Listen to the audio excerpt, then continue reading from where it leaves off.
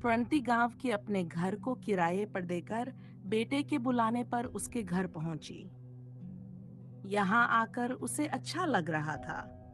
बेटा बहू दोनों नौकरी पर चले जाते थे। अपने बच्चों को अपने हाथ से खाना बनाकर खिलाना उसे अच्छा लगता था, इसलिए वह बहू से कोई काम नहीं करवाती थी। वैसे भी सिर्फ खाना बनाने का काम ही करना पड़ता था। बाकी सारे काम करने के लिए बाई आती थी। एक दिन सुबह प्रणति रसोई में खाना बना रही थी कि उसे बहू की बातें सुनाई दी। वह काम वाली बाई को मना कर रही थी, ये कहकर, अब तुम्हें आने की जरूरत नहीं है, हम अपना काम खुद कर लेंगे। प्रणति ने भी सोचा, अरे, बहू को अपना काम खुद करना पसंद है। दूसरे दिन सुबह सुहानी ने कहा, माँ आप बाहर के काम कर दीजिए, मैं खाना बना दूंगी। प्रणति को लगा, ठीक है, बाहर के काम तो मैं आराम से बाद में कर लूंगी। एक हफ्ते तक सब ठीक चला।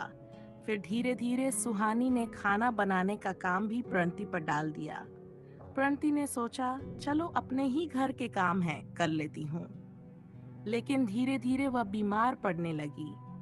सुहानी और सुंदर ने कहा, माँ आप गांव के घर में आराम कीजिए, वहाँ का वातावरण आपके लिए अच्छा रहेगा, जल्दी ठीक हो जाएंगी। प्रणति समझ गई कि सुहानी ने पहले ही क्यों बाई को हटा दिया था। वह बीमार पड़ गई थी तो उसे गांव भेजने का बहाना बना दिया। गांव आने के कुछ दिनों बाद प्रणति ने देखा कि बेटा और बहू दरवाजे पर खड़े थे। दोनों हाथ जोड़कर कह रहे थे, माँ हमें अपनी गलती का एहसास हो गया है। चलिए ना, सुहानी माँ बनने वाली है, हमें आपकी जरूरत है। प्रणति के दिल में बहू के माँ बनने की बात सुनकर सारी कड़वाहट पिघल गई। उसने सोचा, असल से सूद प्यारा होता है। वह उनके साथ वापस शहर चली गई। घर में एक खूबसूरत बच्चे का जन्म हुआ।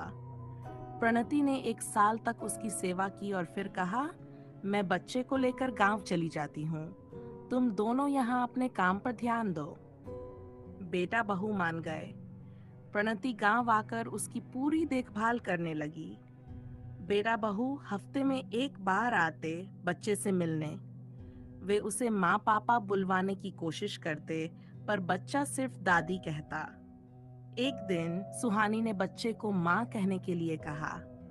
बच्चे के इनकार करने पर उसने उसे चपत लगा दी। प्रणति ने टोका तो सुहानी गुस्से में बोली, आप हमारे बच्चे को हमसे छीन रही हैं। अब मैं बच्चे को आपके पास छोड़कर नहीं जाऊंगी। वैसे भी अब स्कूल में एडमिशन कराना है।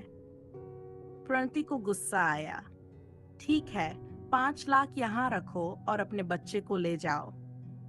सुंदर चौंक कर बोला, माँ ये क्या कह रही हो?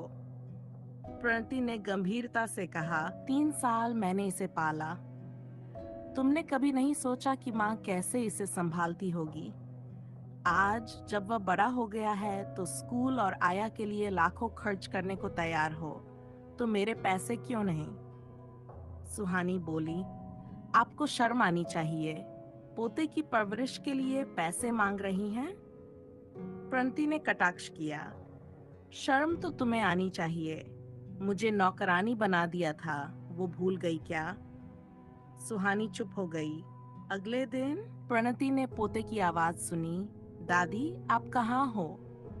उसकी आंखें भर आईं। तभी बेटा पोते को लेकर आया और प्रणति के पैरों पर गिरकर बोला, माँ हमें माफ कर दो, हमारे साथ चलो। प्रणति ने पोते को गले लगाते हुए कहा, माँ तो माँ ही होती है, चलो पर अब की बार मेरी बात सुनना। मैं इसकी परवरिश ऐसे करूंगी कि तुम लोगों को मेरे जैसी तकलीफ न झेलनी पड़े। बेटा बहू को अपने किए पर सच्चा पछतावा हो रहा था।